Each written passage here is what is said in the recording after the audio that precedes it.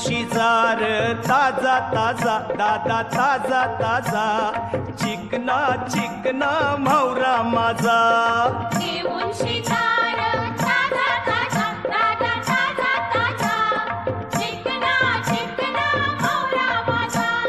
घेऊन शिजार ताजा ताजा दादा ताजा ताजा चिकना चिकना म्हावरा माझा घेऊन शिजार